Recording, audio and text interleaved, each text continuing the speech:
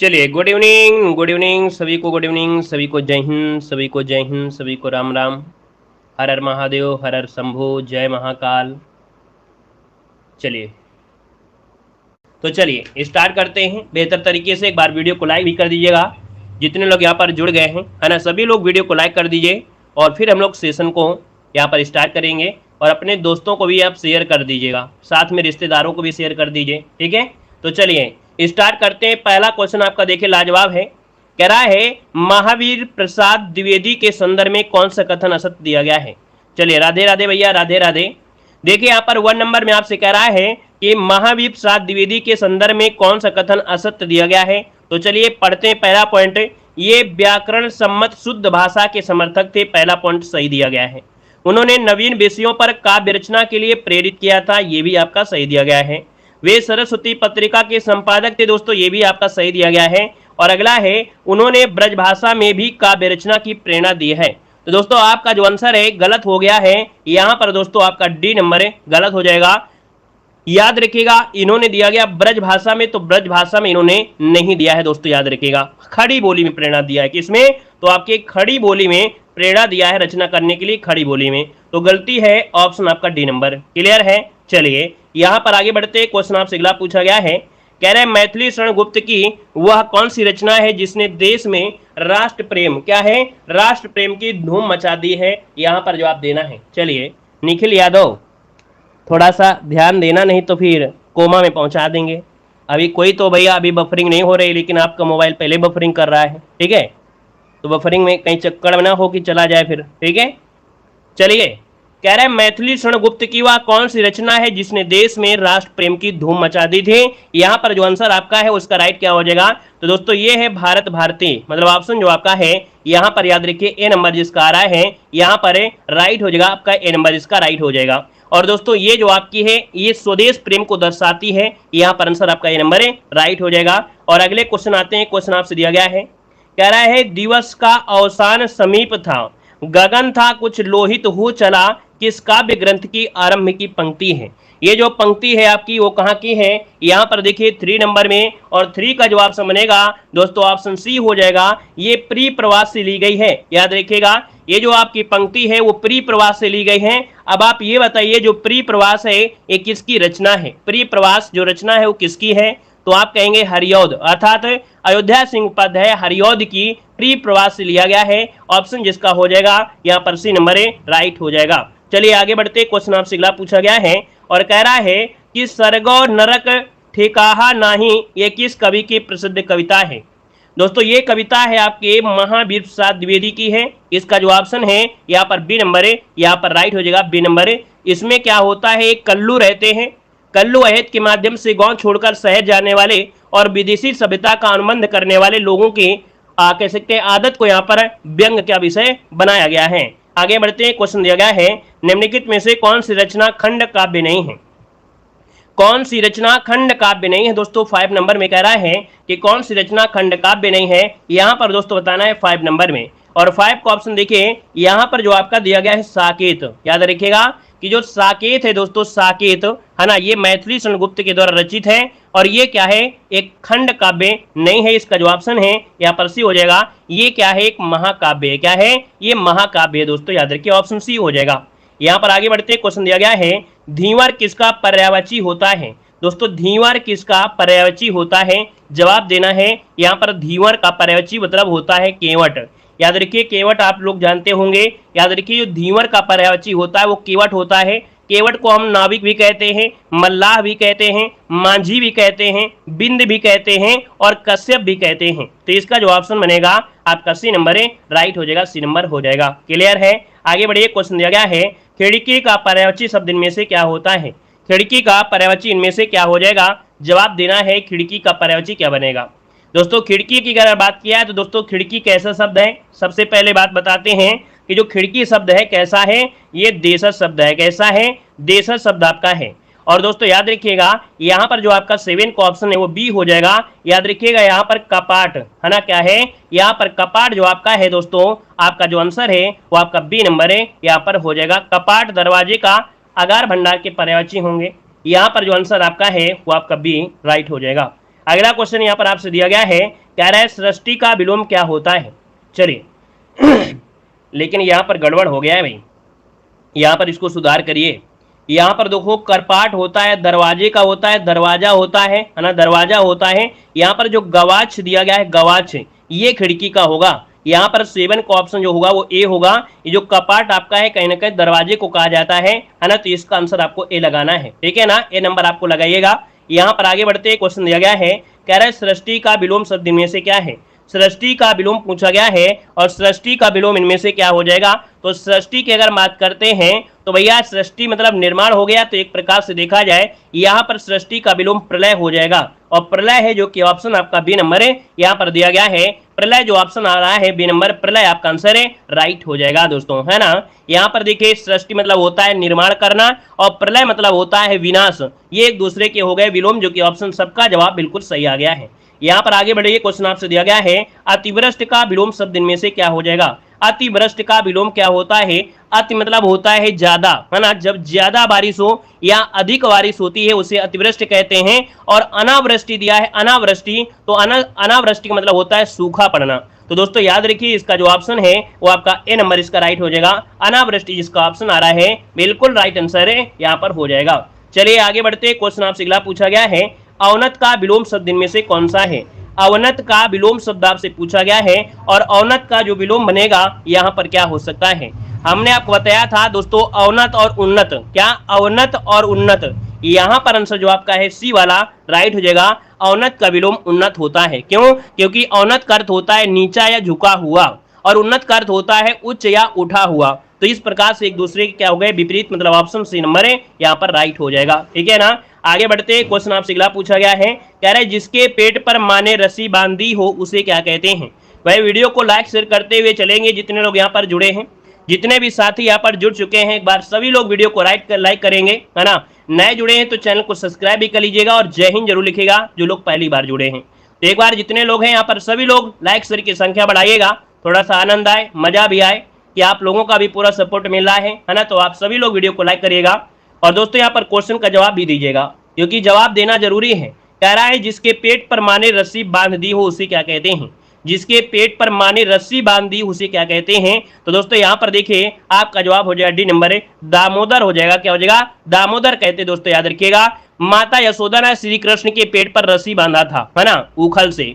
तो दोस्तों यहाँ पर उनका एक नाम दामोदर भी है, भगवान कृष्ण का भी नाम क्या है, दामोदर है। दोस्तों याद रखिएगा क्योंकि माता यशोदा ने श्री कृष्ण के पेट पर रस्सी बांधा था, है ना, तो ये भी पॉइंट आपको याद हो जाएगा। यहाँ पर आगे बढ़िए, क्वेश्चन दिया गया है कि वह नायक जो बहुत प्रचंड और चंचल होता है कहलाता है। वह नायक जो बहुत प्रचंड हो और चंचल हो, यहाँ पर आंसर इनमें से राइट क्या हो जाएगा। यहाँ पर 12 का ऑप्शन देना है और जवाब इनमें से क्या होगा। तो आपका जवाब हो जाएगा धीरोदत्त कहते हैं। क्या इसे बोलते हैं, धीरोदत्त कहा जाता है। याद रखिएगा धीरोदत्त नायक के किसी गर्व को सहन नहीं करता है, सदैव अपने ही गुणों का बखान करता है। तो ये होता है प्रखंड या चंचल, ऑप्शन सी नंबर है राइट हो जाएगा। चलिए यहाँ पर आगे बढ़ते, क्वेश्चन आपसे अगला पूछा गया है। यहाँ पर दिया गया है चंद्रिका का तद्भव शब्द क्या होता है। बताइएगा कि चंद्रिका का तद्भव शब्द इनमें से क्या बनेगा। तो आप कहेंगे सर चंद्रिका का तद्भव यहाँ पर चांदनी है। क्या है, चांदनी है, मतलब ऑप्शन जो आपका है ए नंबर इसका राइट हो जाएगा, चांदनी हो जाएगा। यहाँ पर दोस्तों जो चंद्र है, चंद्र का तद्भव होता है चांद, है ना, और चंदा और चंद्रमा एक चांदी के ही क्या है, समानार्थी हैं। तो इसका पहला वाला जो ऑप्शन है यहाँ पर ए नंबर है राइट हो जाएगा। चलिए आगे बढ़ते, क्वेश्चन आपसे अगला पूछा गया है, कह रहा है अभिशंसा में कौन सा उपसर्ग दिया गया है। अभिशंसा में कौन सा उपसर्ग दिया गया है, जवाब देना है। आपका आंसर इनमें से क्या हो जाएगा, अभिशंसा। दोस्तों अब आप देखिए कि यहाँ पर जो संसा शब्द आपका आएगा, है ना, संसा शब्द आएगा, ये इसका मूल शब्द हो जाएगा। उपसर्ग होता है पहले और अभी जो आपका आया है यही इसका आंसर है, राइट हो जाएगा, जो कि जवाब सभी का सही है। यहाँ पर बी नंबर है आपका राइट हो जाएगा, बी नंबर हो जाएगा। चलिए आगे बढ़ते, क्वेश्चन दिया गया है, कह रहा है अवलोकन में उपयुक्त उपसर्ग बताना है। अवलोकन में उपसर्ग दिया गया है और उपसर्ग होगा पहले, और जब पहले होगा तो आप कहेंगे सर जो अव शब्द दिया गया है, क्या अव शब्द दिया गया है, ये इसका हो जाएगा उपसर्ग, जो कि ऑप्शन है यहाँ पर बी नंबर है राइट हो जाएगा। क्लियर है भाई, आगे बढ़िए, क्वेश्चन दिया गया है, कह रहा है पूस की रात, ये है क्या, कहानी है। इसके रचनाकार पूछा गया है कि भैया बताइएगा पूस की जो रात है ये कहानी है, इसके रचनाकार कौन है। तो दोस्तों आपने सुना भी होगा पूस की रात की कहानी, नहीं सुना है तो यूट्यूब में डालिएगा, आपको कहानी पता चल जाएगा, है ना। इसमें क्या होता है, प्रेमचंद की यथार्थवादी कहानियों से एक है। यह कहानी की मूल अवस्था गरीबी है, बाकी समस्याएं गरीबी के दुष्चक्र से जुड़ी हुई होती हैं। एक किसान रहता है हल्कू, है ना। हल्कू इस कथा का नायक है, तो इसको सुनिएगा, बड़ा अच्छा लगेगा, आनंद भी आएगा। तो दोस्तों याद रखिएगा, ये प्रेमचंद की क्या है, कहानी है दोस्तों। आपका जो आंसर है यहाँ पर आपका ये नंबर राइट हो जाएगा, है ना। चलिए बहुत आगे आगे बढ़िए। क्वेश्चन दिया गया है, यहाँ पर दिया गया है कि शिवा बावनी के रचनाकार कौन है।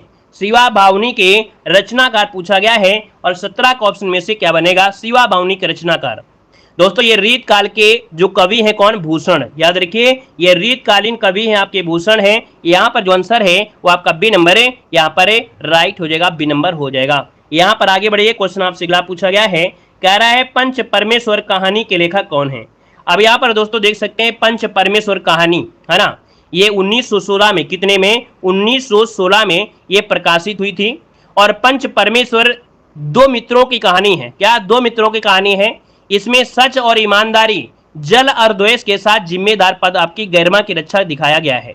जुम्मन साहू और अलगू इस कहानी के मुख्य पात्र हैं। कभी कभी क्वेश्चन पूछ लिया जाता है कि पंच परमेश्वर में जो आपके हैं वो आपके कौन कौन मुख्य पात्र हैं। तो जुम्मन साहू और अलगू इस कहानी के मुख्य पात्र हैं। तो इसका जो ऑप्शन है वो आपका बी हो जाएगा, प्रेमचंद इसका आंसर है, राइट हो जाएगा, ठीक है ना। यहाँ पर आगे बढ़िए। क्वेश्चन आपसे अगला पूछा गया है, कह रहा है परमौषध में संधि विच्छेद इनमें से क्या होगा। दोस्तों बताना है परमौषध का विच्छेद इनमें से क्या बनेगा। अब आप कहेंगे सर यहाँ पर देखा जाए तो आपकी अ की मात्रा निकल कर आई है। क्या है, अ की मात्रा आई है। तो हम लोग पहले पहचानने से पहले ये देखेंगे इसमें संधि कौन सी है। तो आप कहेंगे सर अ की मात्रा, इसका मतलब वृद्धि संधि है। क्या है, यहाँ पर वृद्धि संधि है। अगर यहाँ पर बड़ा की मात्रा होता, बड़ी की मात्रा होता, या बड़ू की मात्रा बीच में होगी होती तो वो दीर्घ हो जाता। क्या हो जाता, दीर्घ हो जाता। लेकिन यहाँ पर अ की मात्रा ये वृद्धि संधि है, और इसे अगर तोड़ेंगे तो आपका आंसर हो जाएगा परम धन औषध, जो कि ऑप्शन आ गया है यहाँ पर सी नंबर है आपका राइट हो जाएगा। दोस्तों नोट कर लीजिएगा, ठीक है ना। चलिए आगे बढ़ते हैं। क्वेश्चन आपसे दिया गया है, कह रहा है सुरेंद्र में कौन सी संधि है। बताइएगा सुरेंद्र में कौन सी संधि है। अब यहाँ पर मात्रा पर कौन सी फोकस करना है, यहाँ पर फोकस करना है आपको ए की मात्रा। और दोस्तों ए की जो मात्रा होती है वो आपकी होती गुण संधि में। किस में होती है, ये गुण संधि में होती है। तो ये आपका है क्या है, गुण संधि है। और गुण संधि है तो ऑप्शन बनेगा बी नंबर है, यहाँ पर जवाब राइट हो जाएगा। अगर हम आपसे पूछे इसे तोड़ते हैं तो क्या बनेगा, आप कहेंगे सूर्यधन इंद्र। क्या बनेगा, सूर्यधन इंद्र, इसका आपका विच्छेद हो जाएगा। तो इसमें आंसर हो गया गुण संधि। यहाँ पर आगे बढ़ते क्वेश्चन दिया गया है, कह रहा है अष्टाध्यायी में कौन सा समास है। दोस्तों बताना है अष्टाध्यायी में जो समास है इनमें से राइट क्या हो जाएगा। अष्टाध्यायी में समास पूछा गया है। तो दोस्तों यहाँ पर जब क्या हो, संख्या का बोध होता है, जब संख्या का बोध होता है वहां पर होता है क्या, द्विगु समास होता है, द्विगु समास होता है ना। तो यहाँ पर जो आंसर आपका है वो आपका बी नंबर है, यहाँ पर राइट हो जाएगा। वैसे पहले जब ये क्वेश्चन आया करता था तब इसमें बहुब्रीहि समास लगाते थे, है ना, क्योंकि एक विशेष आपकी किताब की बात कर देता है तभी बहुब्रीहि होता है। लेकिन अब क्या है, आयोग ऐसे क्वेश्चनों को गलत नहीं करता है, बिल्कुल से यहाँ पर साफ साफ बता देता है। तो यहाँ पर हम लोग द्विगु लगा देंगे। यहाँ पर आगे बढ़ते हैं। क्वेश्चन आपसे अगला पूछा गया है, कह रहा है मुरलीधर में कौन सा समास है। तो दोस्तों मुरलीधर में जो समास है आपका कौन सा है। अब आप कहेंगे कि भैया दोनों ही पद आपके मिलकर तीसरे अन्य पद की ओर संकेत कर रहे हैं, क्योंकि यहाँ पर मुरली कौन बजाते हैं, भगवान कृष्ण बजाते हैं। जब यहाँ पर प्रथम पद मुरली है और उत्तर पद क्या है, धर, अर्थात तीसरा पद आपका संकेत कर रहा है मुरलीधर अर्थात भगवान कृष्ण की ओर। तो ये आपका हो गया सी नंबर, बहुब्रीहि समास आपका आंसर है, राइट हो जाएगा। क्लियर है। गुड इवनिंग भैया, गुड इवनिंग, गुड इवनिंग। अगला क्वेश्चन बताइएगा, कह रहा है आपसे बसय बुराई जा सुतन ताही को सन्मान भलो भलो कई छेड़िए खोटे ग्रह जपदान। यहाँ पर पद्यांश में जो अलंकार है वो कौन सा अलंकार दिया गया है, यहाँ पर जवाब देना है, आंसर क्या हो जाएगा। दोस्तों यहाँ पर जो आंसर है वो आपका राइट क्या हो जाएगा, तो नोट करिएगा, यहाँ पर आंसर सी हो जाएगा, दृष्टांत अलंकार है। क्या है, यहाँ पर दृष्टांत अलंकार है। अब दोस्तों दृष्टांत होता है कि जहाँ उपमेय और उपमान और साधारण धर्म का बिंब प्रतिबिंब का भाव होता है वहां पर दृष्टांत होता है। यहाँ पर दोस्तों देख सकते हैं कि उपमेय वाक्य दूसरी पंक्ति में उपमान वाक्य है। इसमें सम्मान होना और जप दान करना ये दोनों भिन्न अर्थ आपको दर्शाए रहे हैं, ये दोनों ही बिंब प्रतिबिंब है। यहाँ पर आंसर आपका सी बनेगा। और अगला क्वेश्चन आपसे दिया गया है कि नर की और नल नीर की गति एकै करि जोय जे तो नीचे हे चले ते तो ऊंचा होए। दोस्तों यहाँ पर देखिए, यहाँ पर आंसर जो आपका है, ये पंक्ति के पूछा है कि रचयिता कौन है, ये बिहारी जी हैं। इस पंक्ति के रचयिता बिहारी हैं। और इस दोहे का अर्थ है कि आदमी की और नल के पानी की एक ही गति दिखाई पड़ती है, वे जितने ही नीचे होकर चलते हैं उतने ही ऊंचे होते हैं। अर्थात ये कह सकते हैं कि आदमी जितना ही नम्र होकर चलेगा वह उतना ही अधिक उन्नति करेगा, और नल चलेगा वह उतना ही अधिक उन्नति करेगा। नल का पानी जितना नीचे आएगा उतना ही ऊपर चढ़ेगा। तो सिंपल सी बात है कि व्यक्ति को हमेशा नम्र होना चाहिए, विनम्र भाव से होना चाहिए, टेढ़ा नहीं चलना चाहिए, है ना। यहाँ पर आगे बढ़ते क्वेश्चन दिया गया है कि बिहारी किस राजा के दरबारी कवि थे। बताइएगा कि जो बिहारी थे वो किस राजा के दरबारी कवि थे। तो सबसे पहले एक बात पूछी जाती है कि बिहारी कौन से काल के कवि हैं, कौन से काल के कवि हैं। तो याद रखिए, जो बिहारी जी हैं वो रीत काल के कवि हैं। क्या है, रीत काल के कवि हैं। और रीत काल में दोस्तों देखिए, यहाँ पर जो आपके हैं कौन, जयसिंह हैं, ये भी इसी समय के थे। तो आपका जवाब हो जाएगा कि जयपुर के नरेश सवाई जयसिंह के दरबारी कवि थे। और बिहारी ने एक ऐसे दोहे की रचना की जिससे प्रभावित होकर जयसिंह ने अपनी रानी के भोग विलास से निकलकर राजकाज की ओर ध्यान लगा दिया था। आपने कहानी पढ़ा होगा, है ना। तो यहाँ पर जो आंसर है वो आपका हो जाएगा सी नंबर हो जाएगा, जयसिंह हो जाएगा। ठीक है, जयसिंह। यहाँ पर आगे बढ़ते हैं, क्वेश्चन दिया गया है, कह रहा है कि आस्तोष में समास क्या है। अब आप बताइए, आस्तोष में समास पूछा गया है। अब आपके दिमाग में एक बात यहाँ पर समझ में आ रहा होगा। क्या समझ में आ रहा होगा कि जो आस्तोष है कहीं ना कहीं एक विशेष अर्थ की ओर जा रहा है। किसी को आस्तोष कहा जाता है, ये पर्यायवाची या भगवान शिव की है। यहाँ पर आस और उत्तर पद आपका तोष, मतलब देखा जाए तो शिव की ओर संकेत कर रहे हैं। दोस्तों याद रखिए, यहाँ पर बहुब्रीहि समास हो जाएगा, बहुब्रीहि बन जाएगा, क्योंकि आस्तोष जो आपका है ये भगवान शिव को कहा जाता है, याद रखिएगा। ठीक है ना, क्लियर है। आस मतलब होता है शीघ्र, है ना, शीघ्र प्रसन्न होने वाले। तो भगवान जो शिव है वो बहुत जल्दी प्रसन्न होते हैं और बहुत जल्दी क्या बोलते हैं कि तथास्तु बेटा, जो मांग लेते हैं वो दे देते हैं। तो यहाँ पर आंसर आपका सी हो जाएगा, राइट। नेक्स्ट क्वेश्चन को आते हैं। क्वेश्चन दिया गया है, कह रहा है खोदा पहाड़ निकली चुईया लोकोक्ति का अभिप्राय आपको बताना है ना। अब आप पेड एग्जाम की तैयारी करेंगे, है ना, और कहेंगे पता नहीं आए कि ना आए, तो आप यहाँ पर हाईवेस्ट तैयारी करेंगे बहुत गहनता से। लेकिन अब जब एग्जाम में आएंगे तो बिल्कुल घास फूस वाले क्वेश्चन आएंगे, तो आप कहेंगे मेहनत तो बहुत किया लेकिन क्वेश्चन तो ऐसे आए बिल्कुल घास फूस वाले। तो दोस्तों यहाँ पर देखिए, आपका 27 नंबर में आपका हो जाएगा अधिक परिश्रम के बाद थोड़ा लाभ होना। यहाँ पर जो ऑप्शन है वो आपका बी हो जाएगा, अधिक परिश्रम के बाद थोड़ा लाभ होना। ऑप्शन बनेगा यहाँ पर आपका बी नंबर हो जाएगा। ठीक है, आगे बढ़िए। क्वेश्चन दिया गया है कि गंगा जली उठाना इस मुहावरे का अर्थ इनमें से कौन सा है। गंगा जली उठाना इस मुहावरे का जो सही अर्थ है यहाँ पर राइट क्या हो जाएगा। दोस्तों जवाब देना है आपका, आंसर में से क्या हो जाएगा। दोस्तों गंगा जली उठाना मतलब होता है, दोस्तों याद रखिए यहाँ पर डी नंबर है, याद रखिए शपथ लेना, है ना। शपथ लेना कि नहीं सर, हमको क्या करना है यहाँ पर, याद रखिए शपथ लेना मतलब हम कह सकते हैं कि यहाँ पर दोस्तों याद रखिए कि आप लोगों को शपथ लेना है कि नहीं हम इस बार को अच्छा रिजल्ट करेंगे। ऑप्शन जो बनेगा यहाँ पर डी नंबर है, राइट हो जाएगा, डी नंबर हो जाएगा। चलिए आगे बढ़ते, क्वेश्चन आपसे दिया गया है, कह रहा है सही वर्तनी शब्द आपको बताना है। यहाँ पर जो आपका सही वर्तनी है वो आपका कौन सा है। सही वर्तनी यहाँ पर जो आपका है, सही वर्तनी इनमें से क्या हो जाएगा। चलिए बताइए भाई, यहाँ पर जो आप देना है सही वर्तनी जो आपकी है इनमें से क्या हो जाएगी। यहाँ पर पौराणिक होता है या पुराणिक होता है, चलिए बताइएगा, पौराणिक होता है या पौराणिक होता है। आप कहेंगे सर 29 नंबर की अगर बात कर लेते हैं तो आपका जवाब ए वाला बिल्कुल राइट है। याद रखिए पौराणिक आपका आंसर है, यहाँ पर राइट हो जाता है, पौराणिक हो जाता है। यहाँ पर आगे बढ़ते हैं, क्वेश्चन आपसे अगला पूछा गया है, कह रहा है निम्न में से किस शब्द की वर्तनी सही दी गई है। किस शब्द की वर्तनी सही दी गई है, अंतर्राष्ट्रीय किस प्रकार से लिखेंगे। लाजवाब क्वेश्चन दिया गया है।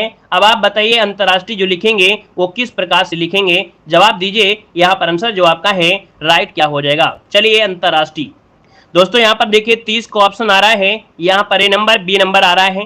दोस्तों याद रखिए 30 का जो ऑप्शन है आपका जवाब बी वाला हो जाएगा, अंतर्राष्ट्रीय इस प्रकार से लिख सकते हैं। ठीक है ना। यहाँ पर आगे बढ़िए, क्वेश्चन आपसे अगला पूछा गया है, यहाँ दिया गया है कि पद्यांश में कौन सा रस दिया गया है। मैया मैं तो चंद्र खिलौना ले हूं, है ना, मैया मैं तो चंद्र खिलौना ले हूं।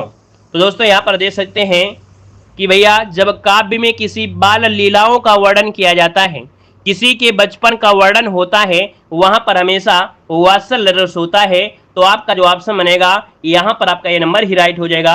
याद रखिएगा वात्सल्य रस इसका आंसर है बन जाएगा।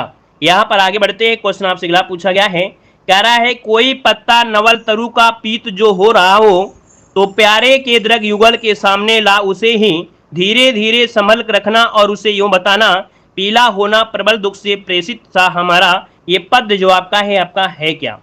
अब हमने बता दिया है कि आप कसम खाकर एग्जाम हॉल में मत जाइएगा, है ना। कसम खाकर एग्जाम हॉल में मत जाइएगा कि नहीं सर ने बताया था कि हिंदी में आपको 50 में से 46-48 आ जाएंगे। अरे कभी कभी एग्जामिनर भी दारू पीकर बना देता है, वो सोचता है लाओ थोड़ा सा कठिन बना देते हैं। तो आपको कसम नहीं खाना है कि नहीं हमको क्वेश्चन इतने सही करना है तो सही करना है। नहीं आ रहा है तो एग्जाम हॉल में उसको छोड़ देना है। क्या एग्जाम हॉल में उसे छोड़ देना है, नहीं तो फिर क्या है, फिर आपका वो नंबर तो जाएगा और माइनस मार्किंग में भी चला जाएगा, ठीक है ना। तो दोस्तों यहाँ पर देखिए 32 नंबर का जो ऑप्शन बनेगा वो आपका बी है, ये मंद क्रांता है। अब आप बताइए मंद क्रांता आप पढ़ेंगे क्या, नहीं पढ़ेंगे, लेकिन हम आपको पढ़ा दे रहे हैं। मंद क्रांता में दोस्तों याद रखिए प्रत्येक चरण में 17 वर्ण होते हैं। क्या 17 वर्ण होते हैं। इसमें एक मगड़ होता है, एक भगड़ होता है, एक नगड़ होता है, 2 तगड़ होते हैं, 2 गुरु होते हैं, 5, 6, 7वें पर विराम होता है। तो दोस्तों याद रखिए इसका आंसर आपका बी हो जाएगा। ऐसे क्वेश्चन छोड़ दीजिएगा, हीरोगिरी ना दिखाइएगा ना, नहीं तो भैया हीरोगिरी आपकी चली जाएगी। इसलिए क्या है कसम खाकर मत जाइएगा। अगला है लय संग भक्ति मलाह करी आरूप सो ले आयु। यहाँ पर पद्य पूछा गया है, यहाँ पर क्या हो जाएगा दोस्तों आपका जो 33 नंबर है, 33 नंबर में तो 33 का जो ऑप्शन बनेगा यहाँ पर याद रखिए इसका ऑप्शन हो जाएगा गीतिका हो जाएगा। ये है गीतिका, और गीतिका क्या होता है, सम्मात्रिक छंद होता है, 4 चरण होते हैं। प्रत्येक चरण में दोस्तों याद रखिए 26 मात्राएं होती हैं, मतलब देखे जाएंगे तो 14 और 12 पर क्या होगा, यति आ जाएगी। तो यहाँ पर जो आंसर आपका है वो आपका यहाँ पर नंबर राइट हो जाएगा। ठीक है, आगे बढ़िए। क्वेश्चन दिया गया है, कह रहा है आपसे वाक्यांश में शुद्ध वाक्य आपको चुनना है। यहाँ पर शुद्ध वाक्य जो है आपका कौन सा है। चलिए, आप किधर को जा रहे हैं, ये सही नहीं लग रहा है भाई, ये बोलने में ही नहीं सही लग रहा है ना। आप कहाँ जा रहे हैं, और यहाँ पर देखिए बी वाला क्या सही लग रहा है क्या। चलिए शुद्ध वाक्य यहाँ पर देखिए डी नंबर पर आइए, कह रहा है आप कहाँ जा रहे हो, ये आपका आंसर बिल्कुल राइट हो जाएगा। आप कहाँ जा रहे हो, ऑप्शन डी वाला यहाँ पर राइट हो जाएगा। कुछ लोग यहाँ पर बी लगा रहे हैं, लेकिन थोड़ा सा अगर ऑप्शन डी देखेंगे तो हमें लग रहा है कि ज्यादा बेस्ट हो जाएगा। क्यों भाई, डी नंबर पे देखेंगे तो ज्यादा बेस्ट हो जाएगा। आप कहाँ जा रहे हैं, आप कहाँ जा रहे हो, यहाँ पर ऑप्शन डी आपका राइट हो जाएगा। चलिए आगे बढ़ते हैं। क्वेश्चन आपसे अगला पूछा गया है, यहाँ पर आपसे कह रहा है क्या, कह रहा है कि शुद्ध वाक्य चुनना है।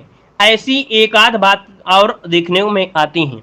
अब दोस्तों देखा जाए तो 35 नंबर में पहला तो नहीं लग रहा है, ऐसा एक आध नहीं, ऐसी एक आध बात और सुनने में आती है। ऑप्शन देखिए सी वाला आपका जवाब यहाँ पर राइट हो जाएगा। क्या हो जाएगा, यहाँ पर सी नंबर है आपका राइट हो जाएगा। ठीक है, हमें लग रहा है यहाँ पर ज्यादा सही किया जाए कौन सा, कह रहा है आप, ये तो गलत है, आप कहाँ जा रहे हैं, आप कहाँ जा रहे हो। अच्छा यहाँ पर हो दिया है और यहाँ पर है दिया है, यहाँ पर आप दिया है, इसका मतलब सम्मान दिया गया है, और सम्मान वाला ही आपका सही होगा, क्योंकि स्टार्टिंग में साफ है तो यहाँ भी सम्मान दिया गया है ना। बी वाला बिल्कुल राइट होगा। यहाँ पर 34 नंबर जिन लोगों ने बी लगाया है बिल्कुल राइट आंसर होगा, बी नंबर है यहाँ पर राइट हो जाएगा। क्लियर है, चलिए भाई आगे बढ़िए। क्वेश्चन दिया है, अगला क्वेश्चन हो गया था, नेक्स्ट क्वेश्चन आते हैं। क्वेश्चन नंबर आपका दिया गया है 36, कह रहा है कि भारतीय ज्ञानपीठ पुरस्कार विजेता प्रथम महिला हिंदी साहित्यकार पूछा गया है। अब आप ये बताइएगा कि यहाँ पर जो भारतीय ज्ञानपीठ पुरस्कार विजेता रही हैं वही प्रथम महिला हिंदी साहित्यकार ये अपूर्णा देवी हैं। कौन है, अपूर्णा देवी हैं, आशापूर्णा देवी हैं, क्या बोलते हैं, आशापूर्णा देवी बोलते हैं, और आशापूर्णा देवी है ऑप्शन आपका यहाँ पर सी नंबर है। याद रखिएगा 1976 में, कब 1976 में भारतीय ज्ञानपीठ पुरस्कार से सम्मानित किया था। ये बांग्ला भाषा की कवित्री और उपन्यासकार रही हैं। यहाँ पर आगे बढ़ते हैं। क्वेश्चन आपसे अगला पूछा गया है, कह रहा है का वर्षा जब कृषि सुखाने, का वर्षा जब कृषि सुखाने। तो दोस्तों आप बताइएगा कि आप देखेंगे कि आवश्यकता निकल जाने पर मिली वस्तु व्यर्थ होती है। तो दोस्तों यहाँ पर जो आंसर आपका है वो आपका ए नंबर इसका राइट हो जाएगा कि आवश्यकता निकल जाने पर मिली वस्तु जो होती है वो व्यर्थ होती है। आपका जवाब पहला ही राइट हो जाएगा। दोस्तों यहाँ पर आगे बढ़ते हैं। क्वेश्चन आपसे अगला पूछा गया है, कह रहे गंगा गए गंगादास, यमुना गए यमुनादास। तो दोस्तों यहाँ पर देखिएगा कि जिसका खाना उसका गाना, ये तो होगा नहीं। यहाँ पर दोस्तों होता है सी नंबर अवसरवादी। क्या होता है, अवसरवादी होता है। यहाँ पर आंसर आपका सी नंबर राइट हो जाएगा। जो प्रधानी में ज्यादा दारू पिलाएगा हम उसी का ही वोट देंगे। क्यों भाई, प्रधानी में जो ज्यादा वोट दे, जो ज्यादा दारू पिलाएगा हम उसी को वोट देंगे, है ना, और जो नहीं देगा दारू तो हम उसको नहीं देंगे। और ठीक है ना, यहाँ पर आंसर सी हो जाएगा, अवसरवादी इसका आंसर है, राइट हो जाएगा।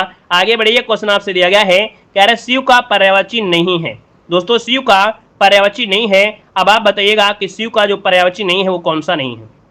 चलिए दोस्तों, यहाँ पर देखिए शिव का पर्यायवाची में यहाँ पर पशुपति होता है, गिरीश होता है, त्रिलोचन होता है, लेकिन दोस्तों जो मुकुंद दिया है ये मुकुंद आपका नहीं होता है। ऑप्शन जो आपका हो जाएगा यहाँ पर आपका बी नंबर है, राइट हो जाएगा। चलिए यहाँ पर आगे बढ़ते हैं, क्वेश्चन आपसे अगला पूछा गया है, कह रहे बादल पर्यायवाची नहीं है। बादल का पर्यायवाची नहीं है दोस्तों, हमने बताया था बादल में दा ढूंढना है और ऑप्शन में भी दा ढूंढना है। तो दोस्तों यहाँ पर दा ये है, इसका मतलब ये बादल है, यहाँ पर दा है ये भी बादल है, और दोस्तों आपका घन होता है वो बादल होता ही है। आपका आंसर डी हो जाएगा वारिध, क्या वारिध, और धा दिया गया है। अब आप बताइए जो धा है आपका क्या होगा। तो भैया यहाँ पर देखिए आपका जो आंसर है वो आपका डी नंबर है, राइट हो जाएगा, क्योंकि वारिध होता है सागर, है ना, यहाँ पर ये सागर का पर्यायवाची होता है। क्लियर है, आगे बढ़िए, क्वेश्चन आपसे दिया गया है और आपसे कह रहा है कि दुख मेरे निकट जीवन का ऐसा काव्य है जो सारे संसार को एक सूत्र में बांधे रखने की क्षमता रखता है। यह जो उदाहरण है वो किसका उदाहरण है दोस्तों। तो दोस्तों ये है महादेवी वर्मा का उदाहरण है।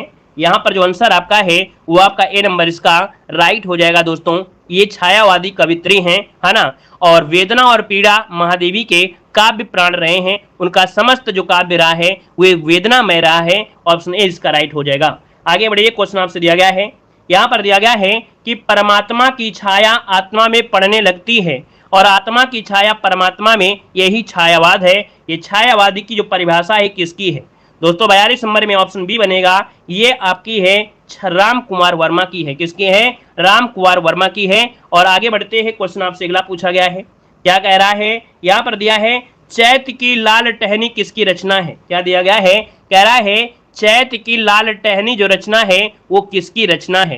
तो दोस्तों ये जितेंद्र कवि की रचना है, विजेंद्र, यहाँ पर आंसर आपका बी हो जाएगा, विजेंद्र कवि की रचना है ना। इसका जो आंसर है वो आपका राइट हो जाएगा, कौन सा, यहाँ पर बी बनेगा। और आगे बढ़ते हैं, क्वेश्चन आपसे अगला पूछा गया है, एक दिन बोलेंगे पेड़, इस रचना के कवि कौन है।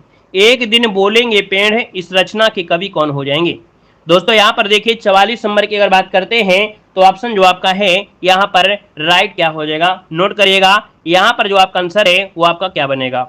चलिए भाई यहाँ पर आंसर लॉक करना है, आपका डी नंबर है, ये है राजेश जोशी। कौन है, ये है आपके राजेश जोशी। आपका जो आंसर है यहाँ पर डी नंबर है, राइट हो जाएगा। और ये 1980 में प्रकाशित हुआ था। मतलब विश्व के नष्ट होने का खतरा ये राजेश जोशी को जितना प्रबल दिखाई देता है उतना ही जीवन की संभावना की खोज के लिए बेचैन दिखाई पड़ते हैं। ऑप्शन डी बनेगा। और अगला क्वेश्चन आपसे यहाँ पर दिया गया है, कह रहा है शिवपालगंज किस उपन्यास से संबंधित है। चलिए बताइएगा शिवपालगंज किस उपन्यास से संबंधित है दोस्तों। यहाँ पर आपका 20 नंबर दिया गया है और 20 का जो ऑप्शन है यहाँ पर राइट क्या हो जाएगा। चलिए भाई इसका जवाब देना है। और 20 की अगर बात कर लेते हैं तो ऑप्शन जो बनेगा यहाँ पर बी हो जाएगा, ये है राग दरबारी। याद रखिएगा शिवपालगंज किस उपन्यास से संबंधित है तो आपके राग दरबारी से संबंधित है। ऑप्शन बी इसका राइट हो जाएगा। नेक्स्ट क्वेश्चन बताइएगा, कह रहा है आपसे इनमें से कौन सा कवि प्रगतिवाद नहीं है। इनमें से कौन सा कवि प्रगतिवाद नहीं है, प्रगतिवाद नहीं है दोस्तों। आप देख पाएंगे यहाँ पर जो आंसर है, याद रखिएगा कि प्रगतिवाद में केदारनाथ भी आते हैं, त्रिलोचन आते हैं, शिवमंगल आते हैं, लेकिन भवानी प्रसाद मिश्र नहीं आते हैं। ऑप्शन आपका बी नंबर है, यहाँ पर राइट हो जाएगा बी नंबर। चलिए आगे बढ़ते, क्वेश्चन दिया गया है, कह रहा है वो राह समय के रथ का घर घर नाद सुनो, सिंहासन खाली करो कि जनता आती है। ये जो आपकी पंक्ति है वो कहाँ से ली गई है, किसके द्वारा की गई है दोस्तों। 22 नंबर का ऑप्शन बी हो जाएगा, रामधारी सिंह दिनकर। क्या, रामधारी सिंह दिनकर इसका आंसर है, राइट हो जाएगा। नेक्स्ट क्वेश्चन दिया गया है कि पहले मैं सन्नाटा बुनता हूँ, इसकी पंक्ति जो आपकी है किसकी है। पहले मैं सन्नाटा बुनता हूँ, ये किसकी पंक्ति है दोस्तों। 23 नंबर का ऑप्शन ए हो जाएगा, ये अज्ञे जी की है। और अगला है कि सरहपा का संबंध किससे है। सरहपा का जो संबंध है वो आपकी किससे है, तो याद रखिएगा सरहपा का संबंध है सिद्ध साहित्य से है। किससे है, सिद्ध साहित्य से है। और अगला क्वेश्चन दिया गया है कि निम्नलिखित में से कौन सी रचना सर्वेश्वर दयाल सक्सेना की नहीं है। सर्वेश्वर दयाल सक्सेना की नहीं है दोस्तों। यहाँ पर काठ की घंटियां हैं, कुआनो नदी है, लिप्टा रजाई में ये भी है, लेकिन आत्महत्या के विरुद्ध ये सर्वेश्वर दयाल की नहीं है। और अगला क्वेश्चन आपको बताना है कि निम्नलिखित में से कौन अष्टछाप के कवि नहीं है। तो दोस्तों आपको जवाब देना है कि अष्टछाप के कवि जो आपके नहीं है, इनमें से कौन नहीं है। इसका जवाब आपको कमेंट बॉक्स में कमेंट करना है। ये आपका होमवर्क है और होमवर्क आपको करके यहाँ पर कल बताना है। अभी आपको कमेंट बॉक्स में। चलिए, सभी को धन्यवाद, सभी को जय हिंद, सभी को वंदे मातरम।